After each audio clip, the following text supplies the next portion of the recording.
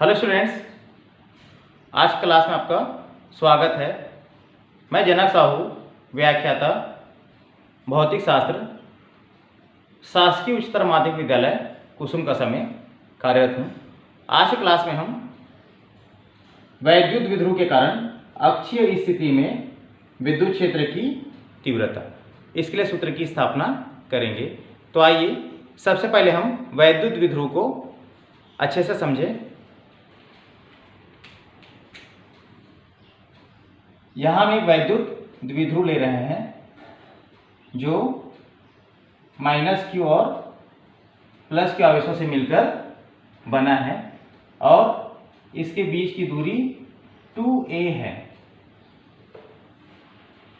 अर्थात वैद्युत द्विध्रुव समान परिमाण के विजातीयों से मिलकर बना हुआ निकाय होता है जिसके बीच की दूरी बहुत कम या नगण्य होती है। जैसे हम यहाँ पर देख रहे हैं कि हमारे पास +q और -q आवेश है जो परिमाण में समान है, लेकिन दोनों अलग अलग है। एक पॉजिटिव है और दूसरा नेगेटिव है और इन आवेशों के बीच की दूरी 2a है।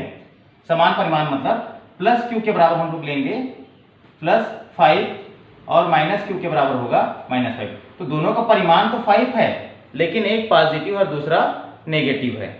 तो इस प्रकार से बने निकाय को हम लोग बोलते हैं वैद्युत द्विध्रुव। या दूसरा हम लोग यहाँ पर ले सकते हैं एग्जाम्पल HCl। तो यहाँ पर होगा H+ और Cl-।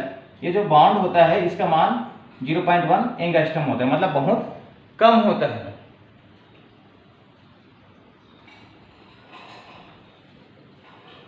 तो हम अब देखेंगे इस वैद्युत द्विध्रुव के कारण अक्षीय स्थिति में विद्युत क्षेत्र की तीव्रता। अक्षीय स्थिति मतलब इसी अक्ष को आगे की ओर बढ़ा देंगे, द्विध्रुव को आगे की ओर बढ़ा देंगे तो एक बिंदु लेंगे। जैसा आप देख रहे हैं यहाँ पर मैं एक बिंदु P लिया हूँ। द्विध्रुव को आगे की ओर बढ़ाने पर एक बिंदु P आया है। इस बिंदु पर हमें विद्युत क्षेत्र की तीव्रता का मान ज्ञात करना है। जैसे मैं एक वैद्युत द्विध्रुव लिया हूँ, जैसे एक वैद्युत द्विध्रुव AB है, इसी द्विध्रुव को आगे की ओर बढ़ा देंगे। बढ़ाने पर इस पॉइंट में अक्ष की ओर आगे के बढ़ाने पर इस पॉइंट में बिंदु P लेंगे। यहाँ पर विद्युत क्षेत्र की तीव्रता का मान ज्ञात करेंगे। अर्थात द्विध्रुव को आगे की ओर बढ़ाएंगे और उसी बिंदु पर विद्युत क्षेत्र की तीव्रता का मान ज्ञात करेंगे। इसे बोलते हैं अक्षीय स्थिति। तो परिभाषा रूप में लेंगे तो वह बिंदु जिस पर विद्युत क्षेत्र की तीव्रता का मान ज्ञात करना है वह द्विध्रुव से बढ़ाए गए अक्ष पर स्थित होता है, तब इसे बोलते हैं हम अक्षीय स्थिति। तो आप देख रहे हैं कि बिंदु P लिया है, इसको द्विध्रुव से आगे बढ़ाएं, इसका नाम देंगे, ये होगा AB और इसका मध्य बिंदु होगा O। ये दूरी निकाल लेंगे यहाँ से, ये दूरी बन जाएगा R।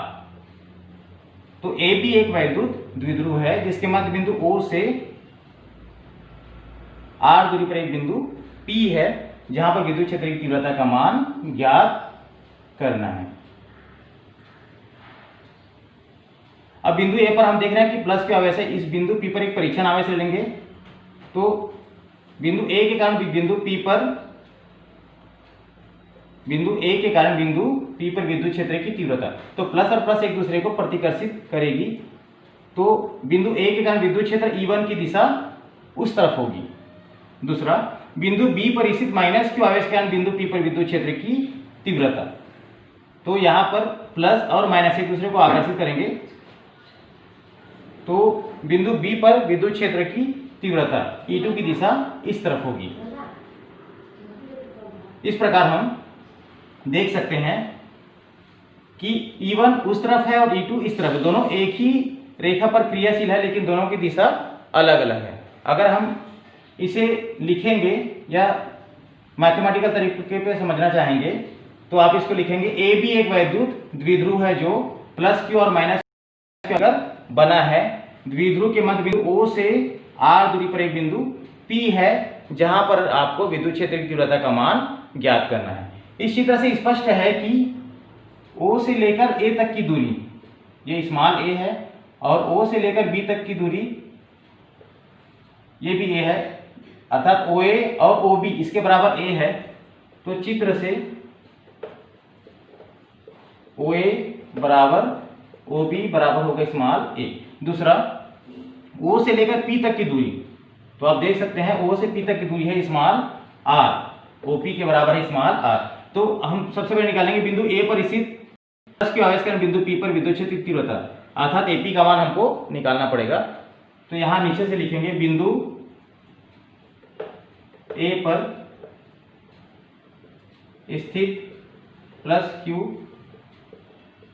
आवेश के कारण बिंदु पी पर विद्युत क्षेत्र की तीव्रता।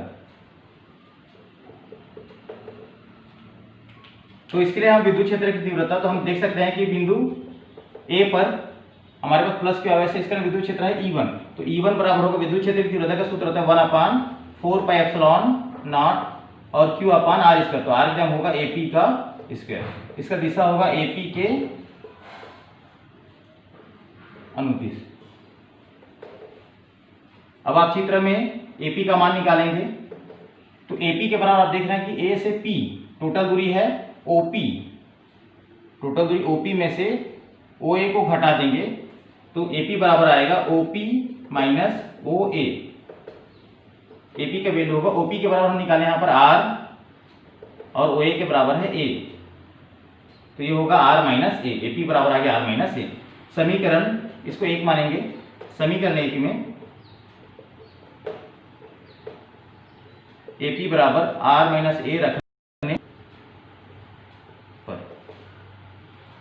इस मान को रख देंगे यहाँ। तो E1 के बराबर होगा 1/4 पाई एप्सिलॉन नॉट और Q upon R minus A का होल स्क्वायर, इसको मानेंगे समीकरण नंबर 2।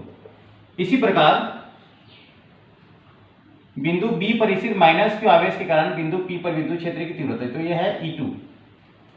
तो E2 बराबर होगा 1/4 पाई एप्सिलॉन नॉट और Q अपान BP का स्क्वायर, इसका दिशा होगा PB, P से B की ओर, PP के अनुदिश।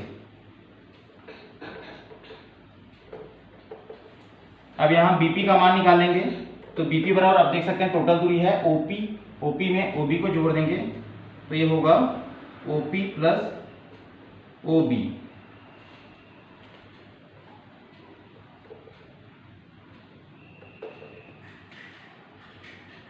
BP का वैल्यू आ जाएगा, OP के बराबर है R और OB के बराबर है A। आप देख सकते हैं OP के बराबर R और OB के बराबर A। समीकरण इसको मानेंगे 3। समीकरण 3 में BP बराबर R प्लस A रखने पर मान को रख देंगे। तो E2 के बराबर होगा 1/4 पाई एप्सिलॉन नॉट और Q upon R plus A का होल स्क्वायर, इसको मानेंगे समीकरण नंबर 4। अब आप देख रहे हैं कि E1 और E2 दोनों एक ही रेखा पर क्रियाशील है, लेकिन दोनों की दिशा अलग अलग है। एक इस दिशा में है E1 जो है, और E2 का दिशा इस तरफ है। लेकिन E1 जो है बड़ा है E2 से, अर्थात बिंदु पर स्थित प्लस Q आवेश कारण विद्युत क्षेत्र की तीव्रता बिंदु B पर स्थित माइनस Q आवेश कारण विद्युत क्षेत्र की तीव्रता के मान से अधिक है। तब बिंदु P पर परिणामी विद्युत क्षेत्र की तीव्रता, तो ये होगा E बराबर E1 माइनस E2, इसको आप मान लो समीकरण नंबर 5। तो समीकरण 2, 4 व 5 से आप देख सकते हैं समीकरण नंबर 2 है E1 का मान निकला यहाँ पे, समीकरण 4 में E2 का, और यहाँ मान को रखेंगे E बराबर E1 माइनस E2, E1 की जगह रखेंगे अब E2 की जगह, तो E के बराबर होगा 1/4 pi epsilon naught Q upon R minus A का whole square minus 1/4 pi epsilon naught और Q upon R plus A का होल स्क्वायर। दोनों जगह 1/4 पाई एप्सिलॉन नॉट और 1/4 पाई एप्सिलॉन नॉट और Q कॉमन है, जैसे इसको उभयनिष्ठ निकाल देंगे 1/4 पाई एप्सिलॉन नॉट Q, तो इस जगह बचेगा 1/R माइनस A का होल स्क्वायर और यहाँ बचेगा 1/R प्लस A का होल स्क्वायर। आप देख सकते हैं कि दोनों का हर अलग अलग है, एक जगह है R माइनस A, दूसरी जगह है R प्लस A। तो इसका जब लघुत्तम निकालेंगे तो इसका तिर्यक गुना कर देंगे, इसका तिर्यक गुना कर देंगे, अर्थात R प्लस A का इधर गुना हो जाएगा और r माइनस a का फिर नीचे नीचे गुना हो जाएगा। तो e के बराबर होगा आपके पास 1/4 पाई एप्सिलॉन नॉट q, और इधर होगा r प्लस a का whole square, r minus a का होल स्क्वायर, और नीचे में होगा r माइनस a और r प्लस a।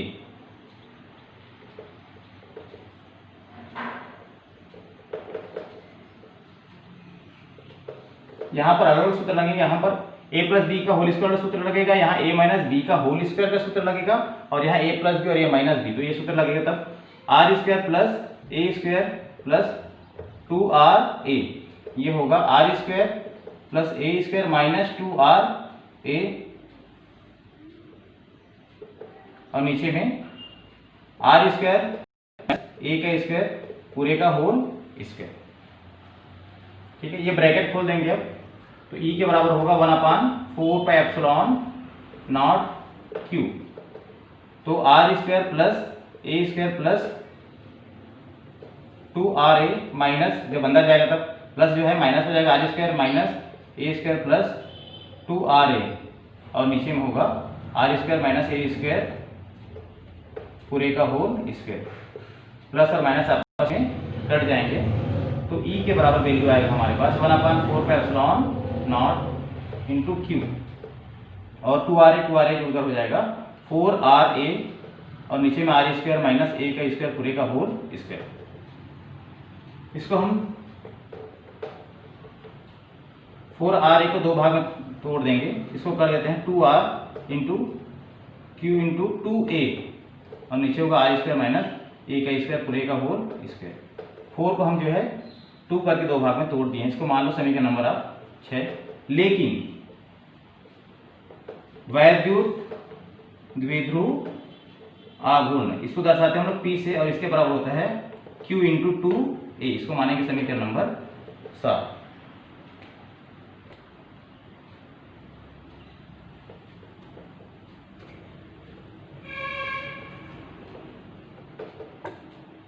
तो समीकरण 6 और 7 से